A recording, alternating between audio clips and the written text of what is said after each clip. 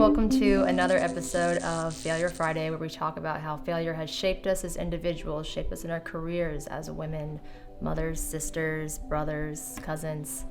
And it's been such a rewarding process starting this creative venture of mine. And we're finally starting to get people that I don't have personal, in-person, physical relationships with, but that I'm connecting with on social media. So it feels like I know them, because I feel like I talk to Ruth anytime I post something.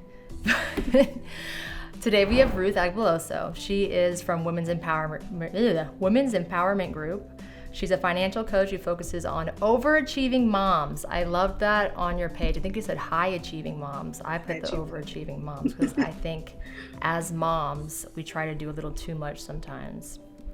But she focuses on high achieving, overachieving moms who need guidance, education, and support, building wealth. And I love that one of my questions is, how long did it take you to find that niche? Because I think people shy away from niches so much. And you just went for it. Like, not even on your Instagram. If you click the link on your Instagram, it says it again. So you defined that really well.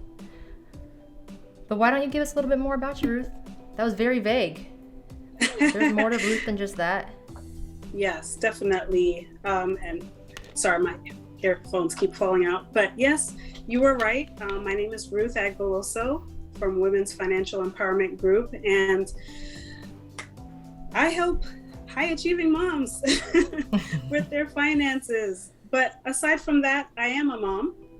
I'm a single mom, recently divorced, and I'm also a caregiver for my mom. So I have my hands full. Whoa. I got a lot going on. And as you rightly said, as moms, sometimes we tend to do the most.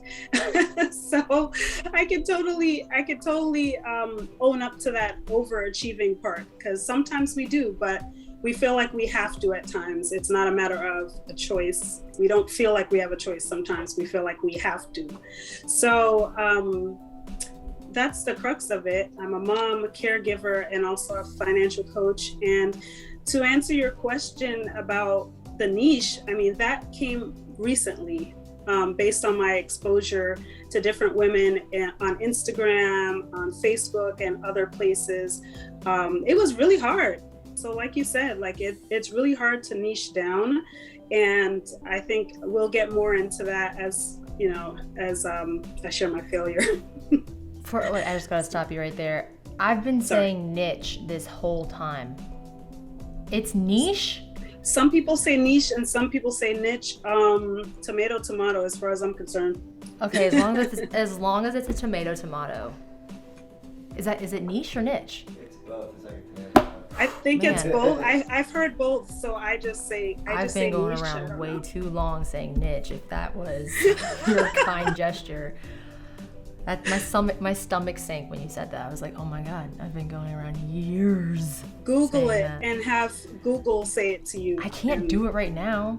Later. I tried doing that with your last name.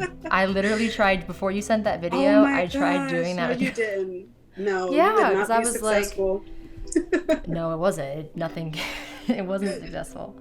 Sorry, back on track. Ruth, what do you think is the purpose of failure and all the emotions that come with it? Not just for you, just in general. If you're giving advice to your daughter, what is the purpose of failure? It grows you as a person. It's a stepping stone. Without failure, you won't look for answers. You won't be curious about things. So failure actually is essential to anything that you want to do in life. That's how you learn. How do you cope with failure now compared to how you coped with failure 10, 15 years ago? That's a very good question. I think it depends on what type of failure, but in general, I believe that I cope with failure much better now. I'm learning how to accept myself more. Notice I said learning, because it's a process, you don't just learn and then you arrive. It's like a process of getting better and better at it. So now when I mess up, I'm able to say, well, at least you tried, at least you made an effort. things like that. Even if I mess up the dinner, it's like, well, I tried. I thought that was going to work out. So definitely showing myself some grace, more grace is what I've learned to do over the years. Definitely night and day from 10 years ago.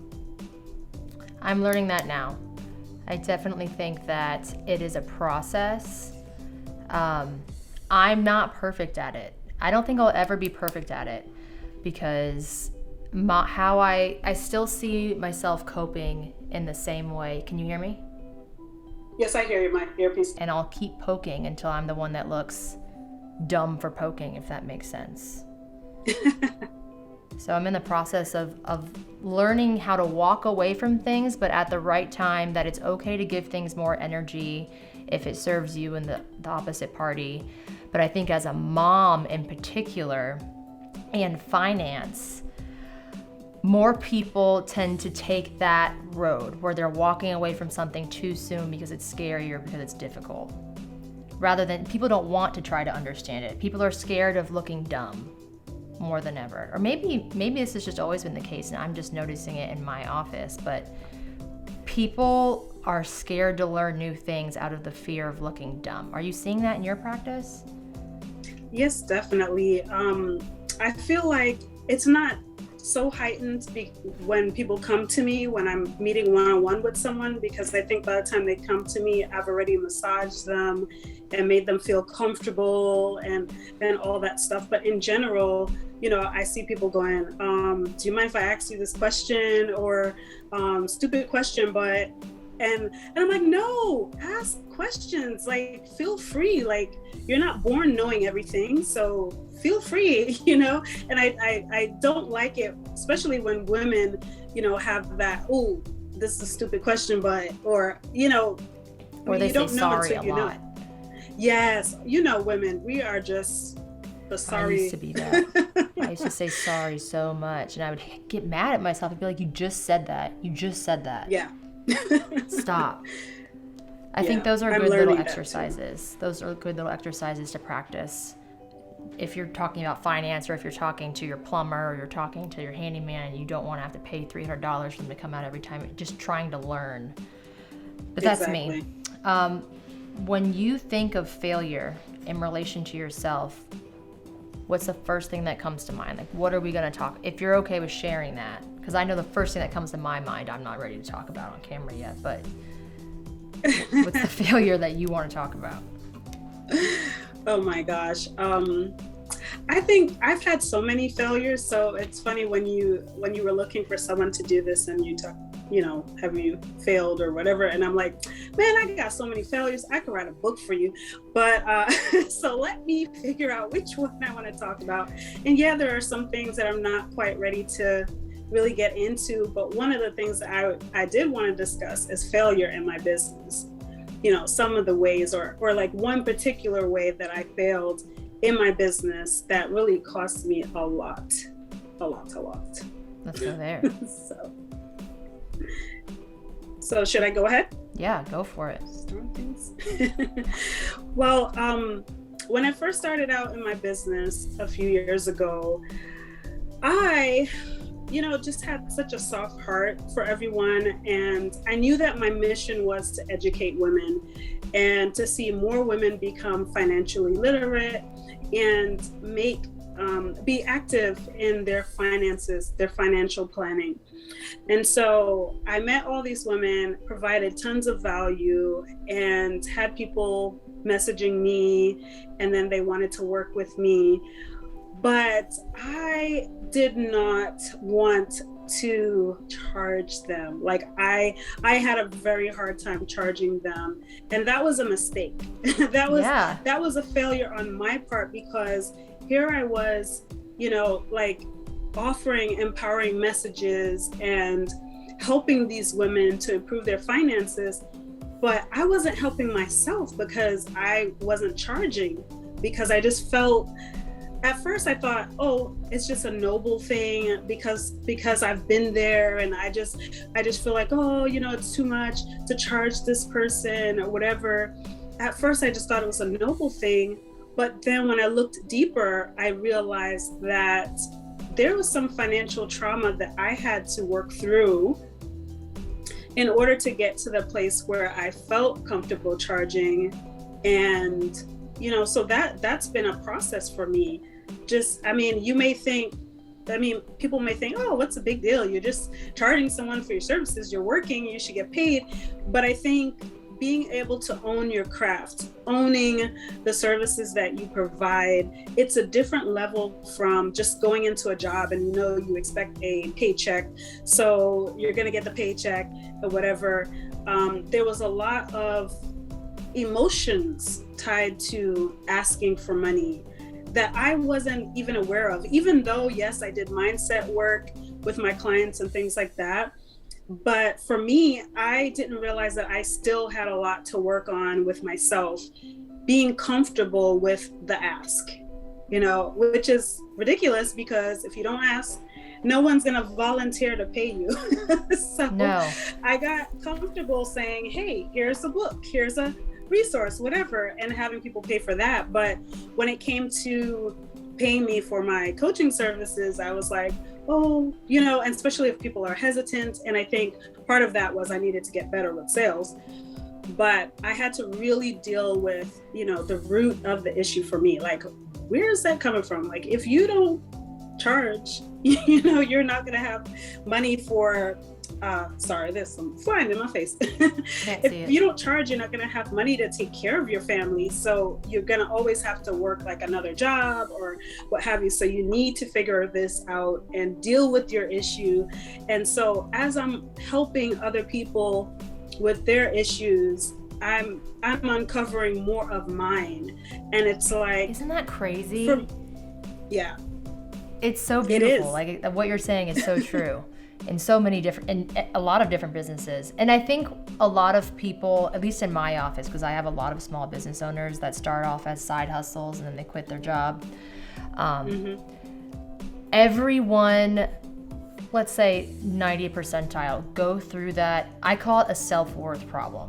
I did it. Yes. I did it I would say the first 2 years of my career was me constantly over-delivering. Just like meeting people on Saturdays at the mall when the market's not open. Why am I working? A prospect, not even a client, like a prospect. They haven't paid me anything.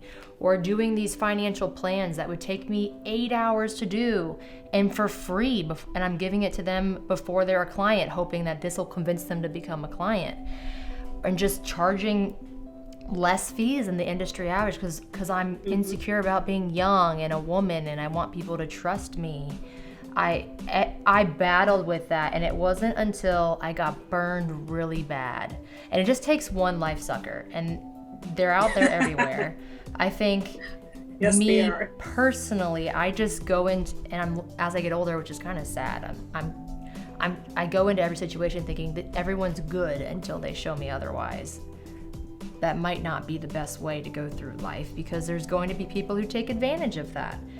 And it happened really bad where I think I had probably 20 to 30 hours invested in this prospect where they have me like doing all this stuff for them and they're making all these promises like they're going to become a client and I'm doing all of this for them and then they just take it and ghosted me.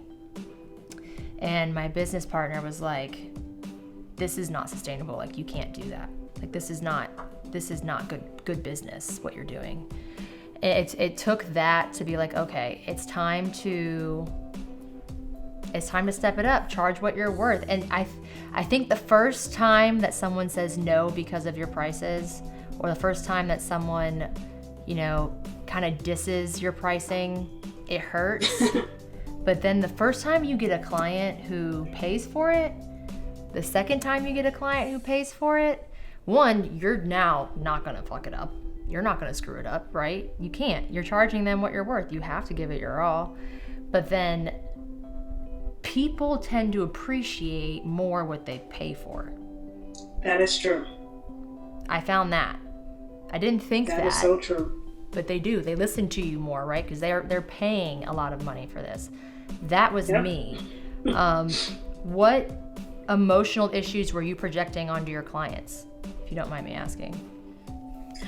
I think I was more like mothering them, and that's not necessarily an emotion. I'm not really sure how to categorize it in terms of an emotion, but I guess I empathize with them so much that it was just too much, and like you rightly said, thinking that giving them a free pass or allowing them to say, oh, I'll pay you this time or something like that was helping them.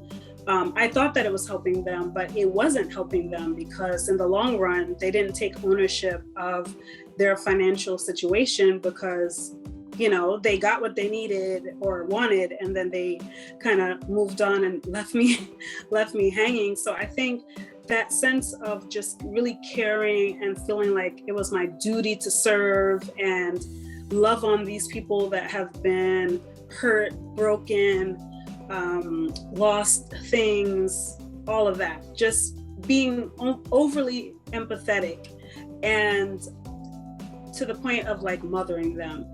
And I think I'm just, I'm a mother at heart. I'll mother anybody, but I've definitely had to learn to stop doing that. But I went through a journey for myself, like you said before, knowing my worth. And it wasn't just a matter of charging, it was a general sense of things, growing up and always feeling like less than, and just having really tough situations happen, and trauma just left me a bit broken, and I didn't realize that it would spill over in that way. So not being able to charge was so deep for me, and I just didn't even realize. I didn't realize that I didn't see myself as worthy. I didn't see myself as someone you would pay to do stuff. So I would constantly do things for free, constantly. And not that there's anything wrong with doing some things for free, but I just didn't hold people accountable, and allowed them to use me. And it was because of my own shortcomings. It was because of my own hurt, my own trauma that I was projecting onto other people in that way. That, because I felt like I wasn't good enough or I wasn't worthy, then I couldn't charge them, and I wasn't worthy of getting their money. And it was just a cycle that kept repeating. And not until I realized what was going on was I able to stop it. But it went on for way too long. And that's a big failure for me, because here I was in a situation where I'm doing all this stuff for other people, but then I ended up really on the struggle bus, because I'm like, my business is growing in terms of having clients and people that rely on me, but it's not growing enough financially. And it was because I just was missing that piece of being firm. Here are my prices, this is what I offer, blah, blah, blah, as opposed to listening to the sob stories. And it was like, oh, I can't, my heart can't bring me to, so. Part therapist in this industry, you really are. When you're working with clients face to face, it helps to have a degree in psychology, because a lot of my clients, we come in and we talk for 30 minutes, if that, about finances, and then the rest is about what is going on in their life. I would say that my personal failures have made me, interestingly enough, more equipped as an advisor. So like being in an abusive relationship made me so much more empathetic towards women who go through before. A lot of women get in abusive relationships, but I think it's impossible to understand it unless you've been in one. And I'm not trying to create like a secret club about, abusive relationships, but like there's just a lack of empathy from people that have never, like I can't tell you how many times I heard, just leave. Like, why are you staying if it's that bad? So I like, oh my God, just like, and from family, like if it was that bad, why'd you stay so long? Like it takes that experience. I'm thankful for it now, because it has given me so much more power in recognizing when people are being abused before they're calling it abuse, And I have a tissue box in my office that says it's okay to cry, because so many people cry in my office when they come in for those first 3 appointments, because I get them to talk about that. So many of us have been through that. How have your relationships with money in abusive situations played into you being more impactful in your career? Definitely, like you said, allowing me to be more empathetic. So I can touch a part of a woman specifically who has been through those hard situations, particularly abuse, because I've been there. I've gone through financial abuse. I understand what it looks like, and I realize that a lot of people don't. They don't recognize it. They don't recognize financial trauma, so they're not able to interact with their clients in a way that makes it comfortable for them to express what's going on. They may think that, why is she doing this? This doesn't make any sense. Well, it makes sense to someone who has been through financial trauma to do things that to the other person may seem like a stupid choice. But when you've been through financial trauma, some of your choices, it's a way of protecting yourself. It's a way of coping with your situation. So being that I've gone through similar things, I'm able to touch that part and speak to that part of a woman who has been through that and coach her through that situation so that she can come out on the other side and feel empowered to really own her money, and be able to make decisions for herself when it comes to her finances. Because in a lot of cases, that has been taken away in some way, shape, or form. And, a lot of people, they just don't understand. Like you said, they think, oh, you're an adult, so you can make your own decisions, da, da, da. But when you're in an abusive situation, you don't have that power. Either you've given up that power or you've had that power taken away from you. The fact is you don't have that power. And it's very difficult for you to now step into that position of being the person that's managing the money when you haven't done it for so long, for whatever amount of time. So I'm grateful. I am grateful that I've gone through the things that I've gone through, because they have made me stronger. And I do believe that they've made me a better financial coach. I come from a therapy background. That is, my degree is in counseling. And so, being able to allow people that chance to express what they've gone through or express what they're currently going through, their fears around managing money, the different aspects of it, has been really great. And just being able to see how something like financial abuse can be used to transform someone else's life, it's a beautiful thing. It's beautiful. Yeah, no, I agree. Luckily, in my situation, I was young, so I didn't have to deal with the financial abuse. But how I've seen it come to fruition in conversations I have, usually with prospects, who they come in, whether it's after a divorce, before it's divorce. I've had situations where people come in together as a married couple, and then we have an appointment 4 months down the line, and it's just the wife that comes in for an appointment, and she just unloads all of this, which is the worst case scenario, because I'm like, okay, well, it's a joint account. I can't legally I can only do so much here. But every single situation has come down to them being like, I just feel so stupid. I don't even know what questions to ask, and that's why I haven't asked them. Because I'm this many years old and I don't know this. I'm this many years old and I'm not on it. I don't even know where we bank. I'm this many years old and he says he opened up accounts for our kids' college, but I don't know. I've been checking the mail looking for statements and there's nothing. What I've done, you're the counselor with the counselor background. We get a piece of paper out and we go, what makes you feel stupid? Let's just make a list of I feel stupid about, and we'll go from there. What do you do to kind of attack that wall?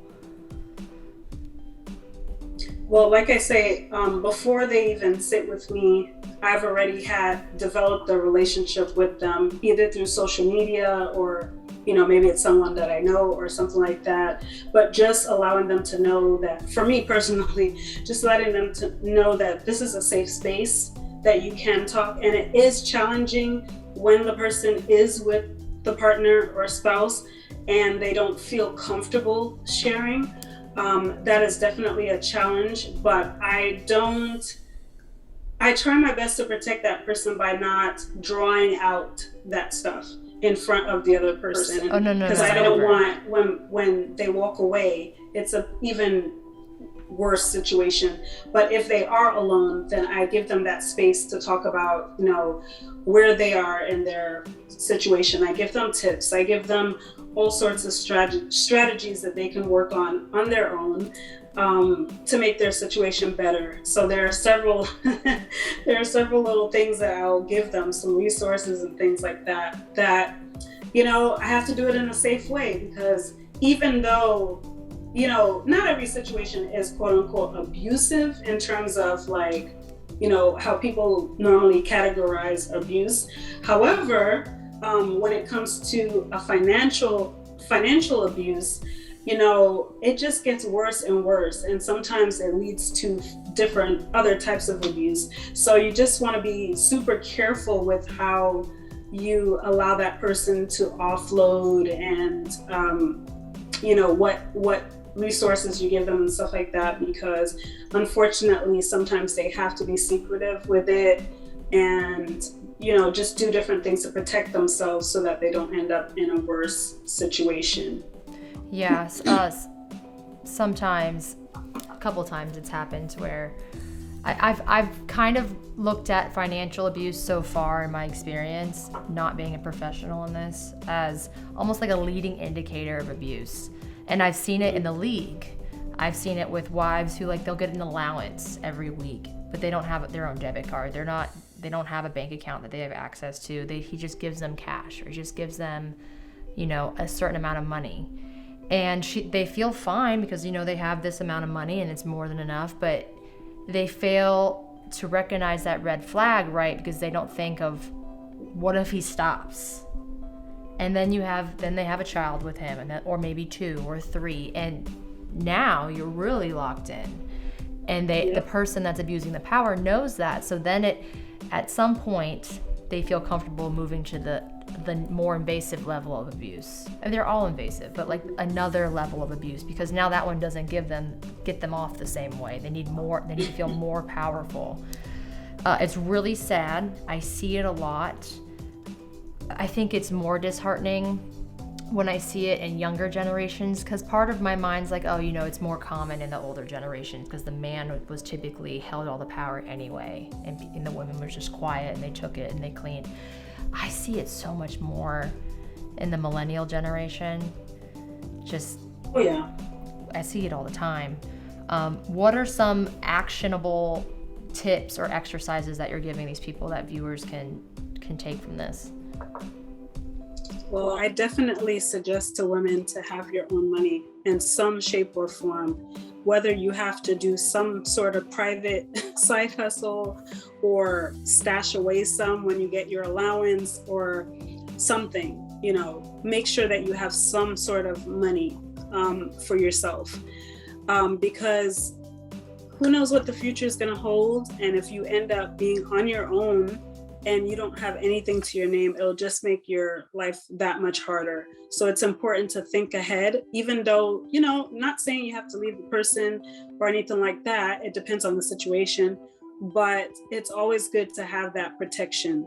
It can't hurt to have some money for yourself. And so I always encourage people, and I might give them some little, we might explore some ways of how they can get some money stashed away. Sometimes there are women's programs that can help women get some money that way. Sometimes there's relatives, there's friends, whatever way they can do it. But it's important for them to have something on their own so that they're not 100% relying on someone else, because if that person takes it all away, then they're pretty much stuck.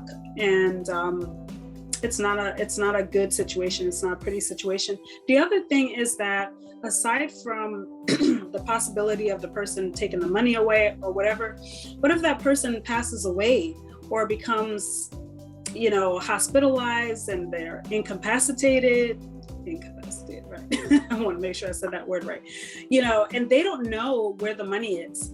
How can they help themselves? How can they continue to pay the bills and do all of that stuff? So I encourage them, if it's a situation where they can sit the partner down, and I think I have this worksheet that I go through of some ways that you could talk to your partner about money, and try to get that out there, that it's important for us both to be in charge of this money, because if something happens to you, we're going to be stuck, if we don't know. And then you might get the pushback of, oh, nothing's going to happen to me, because I've heard that one before.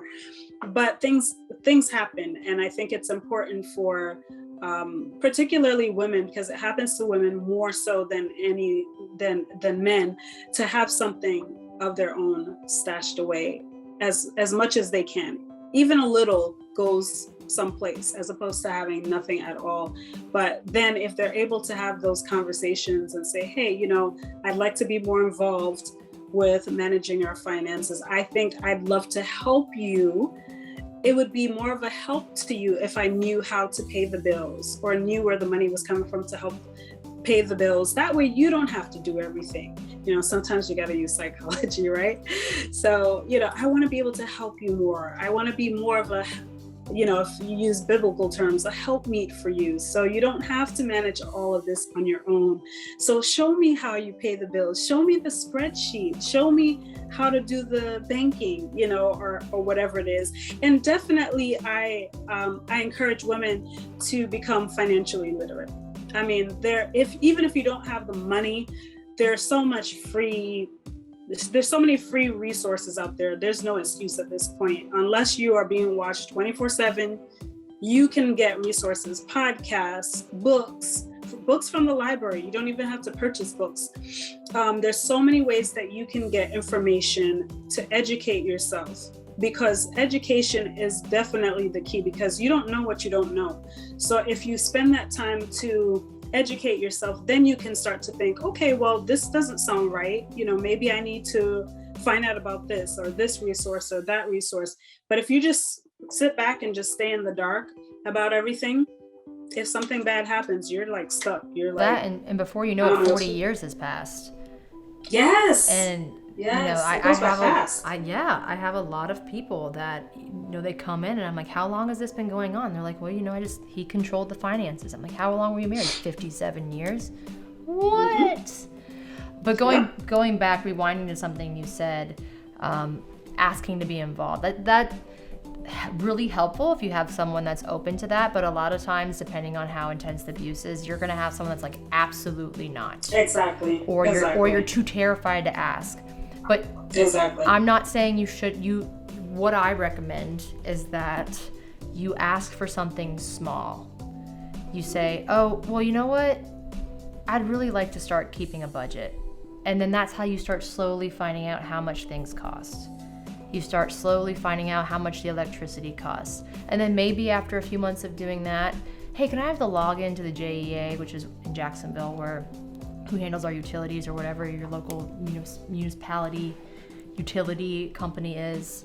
Or then you go, oh, well, can I have the password to this just so I can update the budget? You make that budget your baby. And one, it's beneficial in two ways, right? You're keeping a budget, and now you're slowly creeping in that door of learning more about your household finances. Because the budget, even if you aren't in an abusive situation, is where healthy habits start. That's right. Self-discipline. That is, I've found so far, the best way to kind of open that door and you get in and the person, I'm not going to say the male, I was going to say the male, it's not always a male, it's an abusive situation, but that person eventually is going to get used to you handling that small piece. And then maybe you ask for something a little more, like, hey, we should really start, opening accounts or contributing more to accounts for the kids, or we should start maybe saving some money for your mom's, health when she starts going down, because maybe you're not in a position to take care of them. And it might take a year, It might take 5, but every day you're taking steps forward to gaining back some control. And at the same time, the best way to learn and become financially literate is by working with your own finances. Actually doing a book's great, but for me, I have to do things to learn them. Yeah. I have to screw them up to learn them. That's one way. Another way, I've had 2 clients that I told them, you need to have your own money. You need to start doing something. They're like, okay, yeah, that's fine. I can start, Uber eating or doing small things like that. But he watches the money like a hawk. Like, he's going to notice if he sends me an allowance and then $100 of it's missing. He runs everything. Okay, well, he's not going to notice $5 missing. So eventually you keep it in cash. You don't put it in a bank account. But the key here is, because I made this mistake. I told someone to do this, they did this, they had a few $1,000s saved, we found out, took it all out of the account. Have different bank accounts. Yes. Different companies, different logins. At least 3. So that if he finds one, well, he only found 33.33% of it. You still have... And I'm being so serious. I felt so bad when that happened. I was like, why didn't I tell her to do multiple accounts? You have multiple accounts. You split what you save into 3 and it goes 3 different ways. So those were my actionable items. I'm sure you have more because this is your niche. But I think, go ahead. I was going to say, with where you're at now, you've clearly done some self-processing over your own financial abusive situation. What do you know now that you wish you knew then? That it starts small and it builds. So people don't just come out like as soon as you meet them and just say, oh, I'm just going to be in control of everything. It's a gradual process usually. And so if I had known then what I know now, I would have nipped it in the bud when it started. Or I would have been a little bit more proactive and making sure that I knew certain things. And like you said, taking those little steps to be like, hey, no, I'll help with this or whatever, which I was doing, but anyway. But definitely making sure that I, just started from the beginning to make sure that I had a little bit more control. What were you saying?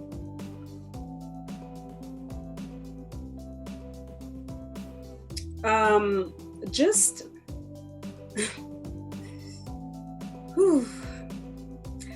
I think sometimes you can misread a situation. You could think that someone is trying to take care of you when they're actually trying to control you. And sometimes you don't realize at first, but then you realize and you let it slide. So for instance, this is a tiny example, but for instance, if you say, okay, I'll pay this bill, and then that requires you to now, get more employment or whatever, and the person's like, oh, no, it's okay, no, I'll pay it, I don't want you to go out and work or whatever, I don't want you to do this, and then you're like, okay, trying to take care of me, whatever, and just realizing that, okay, you're trying to own something, you're trying to be an adult about this, and it's no harm in it, so why is the person like always like, no, it's okay. So on one hand, they're like, oh, you don't help out, I gotta do everything. And then the other hand, they're like, oh, no, that's okay, I'll take care of it. So just recognizing that that's totally off, that behavior, that switching up situation, just being aware of that, that's definitely a red flag. If a person is just, trying to make it seem as though you should be doing more, but they won't let you do more. And so you're just kind of like, I don't know what I should be doing right now, but they're doing it, so it's fine, type of thing. I don't, hopefully that answered your question. Just try not to be too specific. A couple, One that I saw was if you have a vehicle, it was your vehicle going into the relationship, and now they're trying to, oh, I'll pay for the insurance, or I'll take over, and they're taking your name off of something and putting their name on. I mean, a good salesman can disguise That's it a red flag. to look, yeah, but if you really love someone and they're like, you know what, I'll pay for it. I'll put it on my insurance. Well, now it's not your car. Now with the same situation where I was trying to get them to Uber and Lyft and Uber Eats and all this stuff, it's not their car anymore. Right. So we couldn't do it. So I would say, just to your point, things that come off as romantic, you have to weigh, is this control? And you can usually tell if you dig a little deeper. If you're like, no, like I insist, like I want to do this for me, and then the tone changes and like, no, I'm gonna do this. I mean, exactly. That I remember the example of mine. Again, mine wasn't financial abuse, but when I first started dating this person, we were in college, and they asked what I was doing, and I was just in my dorm room reading a book, and then they asked if they could come by, and I said no. And in my back of my head, I was like, I really like this person. Like, wouldn't it be nice if they just like showed up? And they did. They just showed up at my dorm room. That's a huge red flag. But like in my mind, I'm like, oh, like he really wants to see me. But if you are setting boundaries and that person is still doing that, and that translates across any abuse. So like in a financial situation, if you really want to keep things separate and they're telling you that that's not, you don't love me, if you're not going to let me take care of you, it's okay to be separate. I would say probably about half the couples that come into my office that are married are separate. It makes planning for them really freaking hard, but it's kind of it's okay now. Those were little things that I noticed in my experience, that I noticed in other people's situation. Also, just like the way you argue with someone. If you're arguing with someone about finance, because that's a very common argument, right? I think that's the number one or number two reason divorce happens is finances. If you're talking about finances and it's in an abusive situation, if you're the one who's if you're arguing about how little access you have, they tend to immediately resort to degrading commentary. Yes, like you wouldn't understand it even if you tried. You're not qualified. You don't have, how much experience do you have with this? Or they'll list words that you clearly don't know. I mean, I've had it happen in my office. Because I require, if you're a married couple, that both married couples come in together, either whether it's on Zoom or it's in person, at least the first appointment, and then quarterly appointments after that. I strongly encourage both couples are there, because it tells me a lot about where I need to spend more time educating you. And women tend to live longer than men, so it puts me at a disadvantage if the woman is not trying, because then that's more work for me when he passes away, because now you gotta grieve and learn the encyclopedia of finance. I mean, I could talk.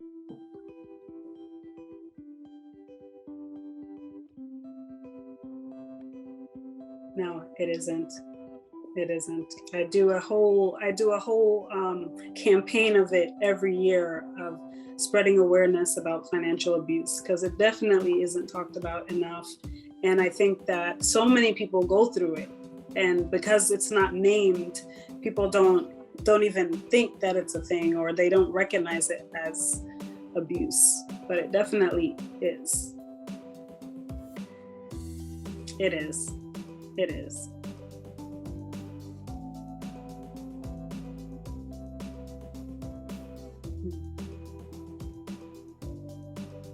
Relationship, and the husband or the significant other just doesn't know how to handle finances jointly. Maybe they didn't have a great example. Maybe they're not abusive, but they just grew up in a household where the man does it. I think that there's a difference between abuse and someone who just needs education. And you can tell which one it is when you bring it up. you can tell which one it is when someone's in my office and I'm like, she needs to be involved in this conversation. Well, why? I do it all because I need her here and she needs to understand it. I think that the word financial abuse, although it is very common and exists, can deter people who are in a happy marriage or a happy relationship from addressing these unhealthy habits because they're saying, well, everything else is great, but it still needs to be a conversation. Yes. And I think that us as money professionals, if we sit with a couple, we can try to get through to the other partner who is the more controlling one and allow them to see the importance of having their partner be a part of that conversation and be a part of managing the money. Like the example I gave earlier, if he should pass away or she should pass away or not in a position to really help the family, that other person is going to really suffer as a result if they don't know where the money is or don't know how to do certain things with the money. I mean, I've seen that with very wealthy couples. You know, the woman is comfortable. She feels like, oh, he's a lawyer, he's making all this money, we live a comfortable life and everything. And then he passes away and it's like, oh man, he owed all this money and now we don't have a house. Now I have to go live in a little apartment. And it's a whole thing because she wasn't a part of it. So she didn't know.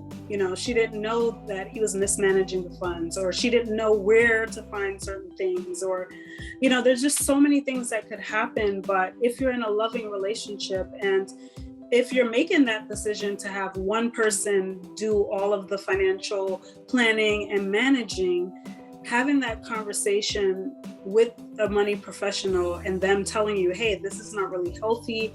I really suggest that both of you take part. And then you're like, oh, no. That is definitely not a good thing. And that to me is abusive behavior. So even though they may feel like everything is going great, but if everything's going great, why can't your spouse or partner be a part of this? Why can't they also help? I mean, sometimes they're fearful, they're fearful sometimes because their partner has a spending problem or some other problem. So there's different things, and you can get to the root of it once you have conversations with people. And that's what I love about financial coaching and what we do, sitting down with people and really exploring what their issues are, because sometimes things are not black and white. You may think, it's this way, but then once you dig and you have those conversations, you may realize that things are more than what you think they are, because you may be dealing with a situation where one of the partners is an alcoholic. And so having them manage the money or have a certain amount of access to the money has hurt the family in the past. So then certain things were done. So, it's worthwhile having those conversations and really digging to find out what really is going on. So that way you can advise them the best way. But if you don't know, then it will be really hard for you to help them. Wouldn't you agree?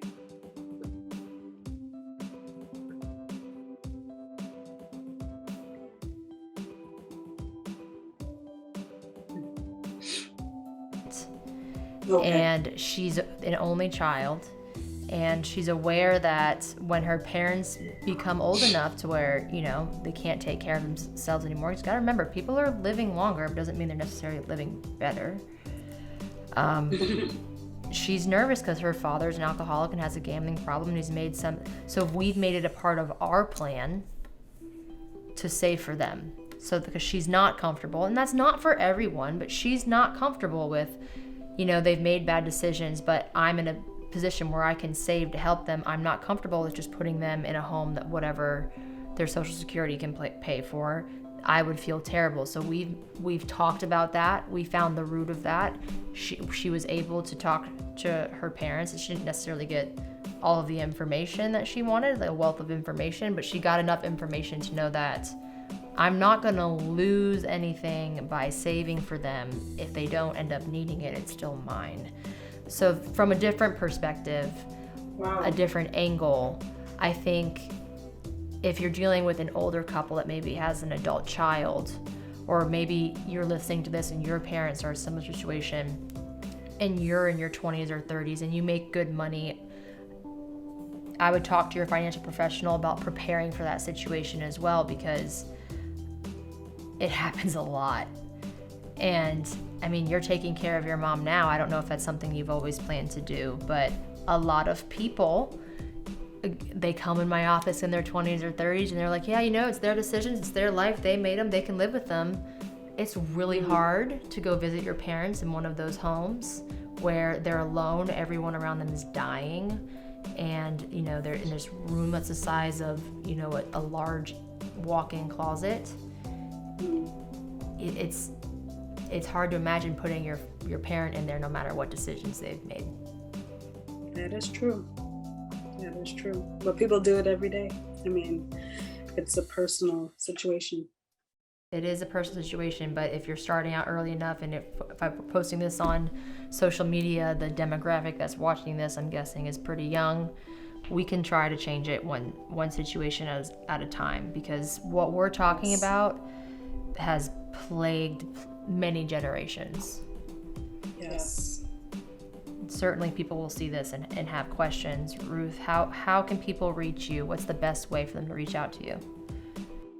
Well, the best way for people to reach out to me is through Instagram or Facebook. So on Instagram, it's Women's Financial Empowerment GRP. And on Facebook, it's Women's Financial Empowerment Group.